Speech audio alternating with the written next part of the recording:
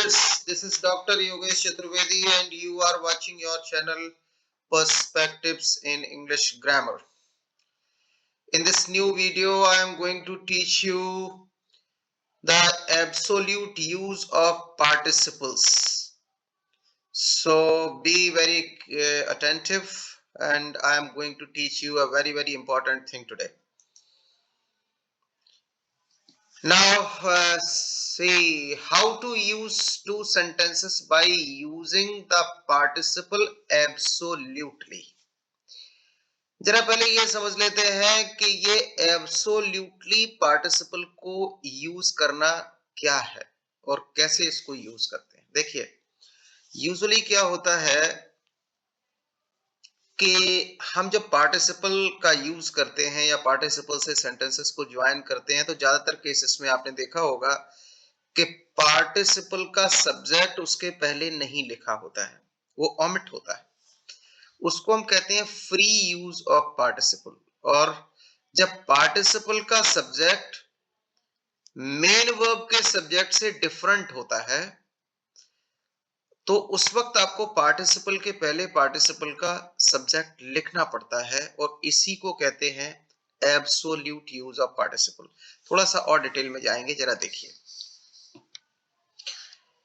When the subjects of two verbs which have either the relationship of time or reason result relationship are different, the verb showing time or reason has to be used in participle form and we have to use the subject of a participle before it and the subject of the finite verb before the finite verb respectively.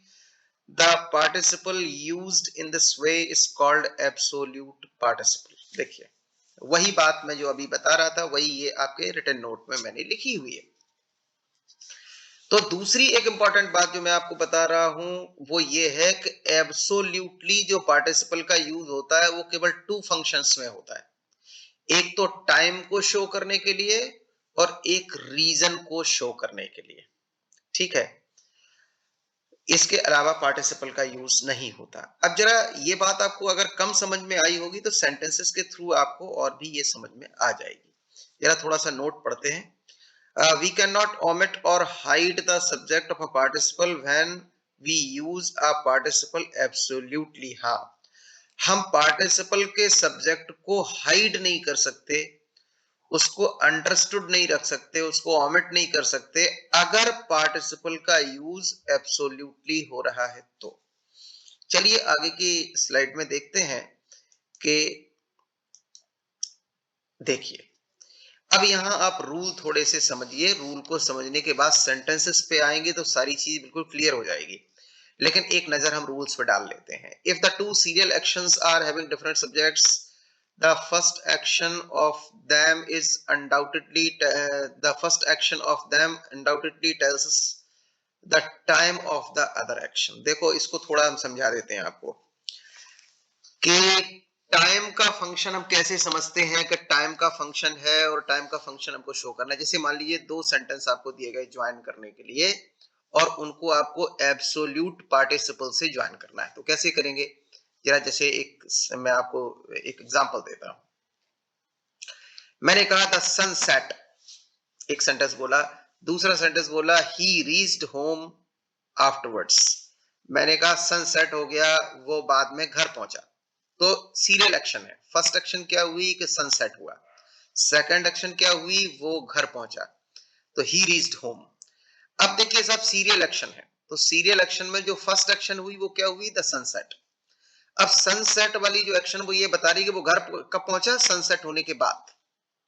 तो usually क्या होता है कि serial actions जिनके subject different हैं, अब देखो subject same भी हो सकते थे, सब्जेक्ट डिफरेंट है, यहाँ सब्जेक्ट डिफरेंट है और तो फर्स्ट एक्शन सेकंड एक्शन का टाइम बता रही है। ठीक, अब दोनों के सब्जेक्ट अलग अलग हैं तो जो टाइम बताने वाली एक्शन है उसे हम पार्टिसिपल फॉर्म में यूज करेंगे, लेकिन सब्जेक्ट अलग अलग होने की वजह से पार्टिसिपल के सब्जेक्ट को हमें लिखना पड़ेगा। यानी हम कैसे लिखेंगे, the sun having set, he reached home, the sun having set, he reached home। अब देखिए हम सन को ओमिट नहीं कर सकते थे। क्यों नहीं कर सकते थे, क्योंकि सेट का सब्जेक्ट है सन और रीच का सब्जेक्ट है ही, इसलिए हम ओमिट नहीं कर सकते थे, हमें सब्जेक्ट का यूज करना पड़ेगा पार्टिसिपल के पहले। तो और इसी को हम कहते हैं एब्सोल्यूट यूज। इसी तरीके से आप रीजन में देखिए, जैसे मैंने कहा कि it is very dark, we should not go out of the house. तो अब देखिए दो सेंटेंस हैं कि it is very dark, we should not go out of the house. तो गो आउट का सब्जेक्ट कौन है? वी। और इज का सब्जेक्ट कौन है? इट। दोनों के अलग अलग हो गए। अब ये रीजन बता रहा है कि इस समय बहुत डार्क है, हमें घर से बाहर नहीं जाना चाहिए, तो रीजन है। तो रीजन और टाइम, ये टू फंक्शंस हम एब्सोल्यूट यूज ऑफ पार्टिसिपल से दिखा सकते हैं। तो अब देखिए हमें इट को ओमिट नहीं कर पाएंगे, हमें लिखना पड़ेगा it being very dark, comma we should not go out of the house. इस तरीके से हमको बोलना पड़ेगा, ठीक है। तो ये है जो, तो अब रूल को समझिए आप। If the two serial actions are having different subjects, the first action of them undoubtedly tells us the time of the other action. When participle is to be used absolutely, जब हमें participle को absolutely use करना होता है तो time is shown only by perfect participle। ये बड़ी noticeable बात है। देखो, जब दोनों actions के subject same होते हैं तो टाइम को दिखाने के लिए हमारे पास थ्री पार्टिसिपल्स हैं। जैसे मैं एग्जांपल देता हूं, शायद ऐसे आप नहीं समझ पाएंगे, मैं बताता हूं। जैसे देखिए, ध्यान से सुनिएगा। ही हर्ड सम नॉइज, उसने कुछ नॉइज सुना। ही वोक अप फ्रॉम स्लीप, वो अपनी नींद से जाग गया। अब देखो दोनों में ही सब्जेक्ट है और एक के बाद दूसरी एक्शन है कि उसने कुछ नॉइज सुना, वो अपनी नींद से जाग गया। तो पहला काम क्या हुआ? नॉइज को सुनना। दूसरा काम हुआ कि वो नींद से जाग गया। तो कब जागा? जब उसने नॉइज को सुना। तो यानी हर्ड सम नॉइज, ये टाइम बता रही है वो कब का। अब ये टाइम हमको दिखाना है, तो सेम सब्जेक्ट होने पर हमारे पास थ्री पार्टिसिपल्स हैं टाइम दिखाने के लिए। प्रेजेंट पार्टिसिपल भी टाइम दिखाता है, पास्ट पार्टिसिपल भी दिखाता है, परफेक्ट भी दिखाता है। तब हमें यहां क्या करना पड़ता है कि यहां हम दोनों एक्शंस के बीच का गैप देखते हैं कि उनके बीच में गैप है या नहीं है। अगर बिल्कुल गैप नहीं है तो टाइम दिखाना चाहिए प्रेजेंट पार्टिसिपल से। अगर स्लाइट गैप है तो हमें परफेक्ट पार्टिसिपल से टाइम दिखाना चाहिए। अगर लॉन्ग गैप है तो पास्ट पार्टिसिपल से टाइम दिखाना चाहिए। ये रूल है कब? जब दोनों सीरियल एक्शंस के सब्जेक्ट सेम हो। तो यहां सेम है। अब हमने देखा कि उसने नॉइज सुना, तुरंत ही जाग गया, यानी कोई बीच में गैप नहीं है। तो हमने कैसे लिखा उसको? Hearing some noise he woke up from sleep, हमने ऐसे लिखा। अच्छा, अब मैं इस रूल में ये बता रहा हूं कि जब सब्जेक्ट डिफरेंट होते हैं तो टाइम केवल परफेक्ट पार्टिसिपल से दिखाया जाता है। फिर आप प्रेजेंट पार्टिसिपल का यूज टाइम शो करने के लिए नहीं कर सकते अगर सब्जेक्ट पार्टिसिपल का अलग है और मेन वर्ब का अलग है। तो डिफरेंट सब्जेक्ट होने पे आप केवल और केवल परफेक्ट पार्टिसिपल से ही टाइम दिखाते हैं और किसी से टाइम नहीं दिखा सकते। हाँ, रीजन दिखाने के लिए चाहे आप एब्सोल्यूट यूज करें और चाहे फ्री यूज करें, दोनों में ही रीजन केवल प्रेजेंट पार्टिसिपल दिखाता है। तो देखिए हमने वही लिखा है, when participle is to be used absolutely, time is shown only by perfect participle. यहां हमने एक और लिखा हुआ है, the active form of perfect participle is having plus third form of the verb. जैसे आप कहते हैं कि हैविंग टेकन मील, ओके, और हैविंग लर्नड हिज लेसन, ऐसे आप करते हो। तो हैविंग के साथ थर्ड फॉर्म, ये एक्टिव फॉर्म है परफेक्ट पार्टिसिपल का। इसका पैसिव फॉर्म होता है हैविंग बीन, थर्ड फॉर्म। तो दोनों फॉर्म हमें पता होने चाहिए, ये पैसिव फॉर्म है, ये एक्टिव फॉर्म है। एक और रूल है, when participle is to be used absolutely, reason is shown only by present participle. अभी मैंने आपको बता दिया था कि रीजन शो करना हो तो चाहे आप पार्टिसिपल का एब्सोल्यूट यूज कर रहे हो चाहे उसका फ्री यूज कर रहे हो, दोनों ही यूजेस में रीजन केवल और केवल प्रेजेंट पार्टिसिपल से शो होता है।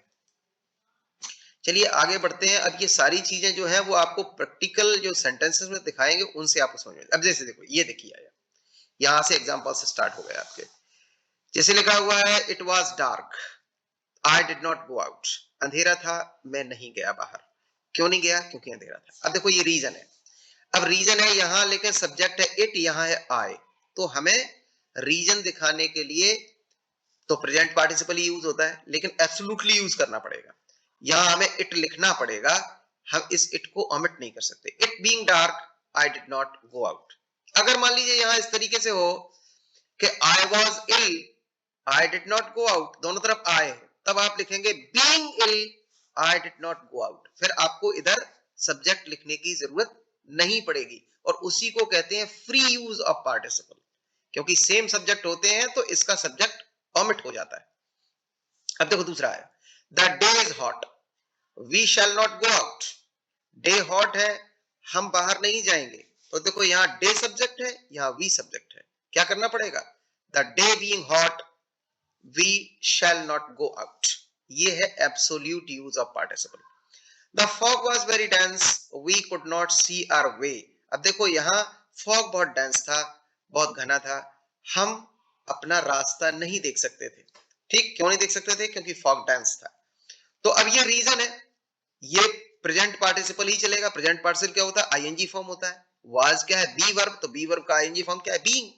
तो ये सब प्रेजेंट पार्टिसिपल चला रहा है। इज, आर, एम, वाज, वर सभी बी वर्ब होते हैं, इन सब का प्रेजेंट पार्टिसिपल बीइंग होता है।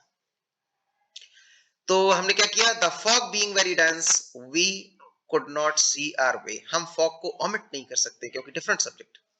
अब देखो यहां आया, the strike was called off. Strike को वापस बुला लिया गया। We all return to work. हम सभी वर्क पर लौट आए। कब लौट आए, स्ट्राइक के वापस बुला लिए जाने के बाद। तो यहां टाइम शो करना है। अब टाइम शो करना है तो वो परफेक्ट पार्टिसिपल से होता है। अब परफेक्ट पार्टिसिपल क्या है, हैविंग के साथ थर्ड फॉर्म एक्टिव फॉर्म, और हैविंग बीन थर्ड फॉर्म ये आपका पैसिव फॉर्म है। तो यहां आपकी ये जो वर्ब है ये पैसिव में है, तो पैसिव फॉर्म इसका लगेगा। अब यहां सब्जेक्ट है स्ट्राइक, यहां है ऑल, तो स्ट्राइक को लिखना पड़ेगा। क्या लिखेंगे, the strike having been called off all return to work. फिर देखिए, the general was killed. General को मार दिया गया। The army surrendered. आर्मी ने सरेंडर कर दिया। कब सरेंडर किया, जनरल के मारे जाने के बाद। तो अब हमें क्या करना पड़ेगा, यहां जनरल आपका जो है सब्जेक्ट है, यहां आर्मी सब्जेक्ट है, लिखना पड़ेगा जनरल को। और ये पैसिव फॉर्म में है तो हमें क्या करना पड़ेगा, परफेक्ट पार्टिसिपल के पैसिव फॉर्म का यूज करना पड़ेगा। और ये एब्सोल्यूट यूज है। The general having been killed the army surrendered. आगे बढ़ते हैं। आगे देखिए और हमारे पास एग्जांपल्स हैं। ये देखिए, the army soldiers arrived. Army soldiers आ गए। Terrorist took position inside the temple. और टेररिस्ट ने टेंपल के अंदर पोजीशन ले ली। तो एक के बाद दूसरा काम हुआ। टेररिस्ट ने टेंपल के अंदर पोजीशन कब ली, सोल्जर्स के आने के बाद। अब देखो ये एक्टिव वॉइस में है वर्ब, टाइम दिखाना है यहां पर भी। तो ये एक्टिव वॉइस में है तो ये हैविंग थर्ड फॉर्म होगा, ये हैविंग बीन नहीं होगा। तो क्या करेंगे, अब यहाँ आर्मी सोल्जर सब्जेक्ट है, यहाँ टेररिस्ट है, लिखना पड़ेगा इसको। The army soldiers having arrived the terrorist took position inside the temple. फिर देखिए, the hail storm had destroyed all the crops. Hello storm ने सारी क्रॉप्स को डिस्ट्रॉय कर दिया। The farmers were sad. Farmers दुखी थे, सैड थे, क्यों थे, सॉरी कब सैड हुए, जब ये उनकी हेल स्टॉर्म ने सारी क्रॉप्स को डिस्ट्रॉय कर दिया। तो ये टाइम बताएगा, रीजन नहीं बताएगा। तो क्या करेंगे, हमें यहाँ पर जो है हैविंग के साथ थर्ड फॉर्म, क्योंकि ये एक्टिव वॉइस में है तो हैविंग के साथ third form. The hail storm having destroyed all the crops the farmers were sad. यानी हेल स्टॉर्म के क्रॉप्स को डिस्ट्रॉय करने के बाद फार्मर्स सैड हो गए। The father died. The dispute arose between his sons. अब देखिए, फादर के डाई होने के बाद, उनकी डेथ के बाद ये डिस्प्यूट अरोज हुआ उसके सन्स के बीच में। तो ये फिर टाइम है, लेकिन एक्टिव वॉइस में है वर्ब, तो हैविंग के साथ थर्ड फॉर्म। क्योंकि सारा टाइम परफेक्ट पार्टिसिपल से ही दिखाते हैं जब आपको एब्सोल्यूट यूज करना होता है पार्टिसिपल का, तब। ये बात मैं बार बार आपको रिमाइंड करा रहा हूं। सो आपने क्या लिखा, the father having died the dispute arose among his sons. The weather was fine. We went out. Weather fine था, हम बाहर चले गए। क्यों चले गए, क्योंकि वेदर अच्छा था। तो ये रीजन है, और रीजन है तो रीजन प्रेजेंट पार्टिसिपल से दिखाते हैं। अब इसका सब्जेक्ट है वेदर, यहां है वी, लिखना पड़ेगा। The weather being fine, we went out. The school closed for several days. The students were pleased. School बहुत दिनों के लिए बंद हो गया और स्टूडेंट्स खुश हो गए। स्कूल के बहुत दिनों के लिए बंद होने के बाद तो यहाँ हमें टाइम दिखाना होगा, तो क्या करेंगे? द स्कूल हैविंग क्लोज्ड, क्योंकि ये एक्टिव वॉइस में है वर्ब, तो एक्टिव वॉइस में having third form. The school having closed for several days, the students were pleased. So dear students, thank you very much for watching this video.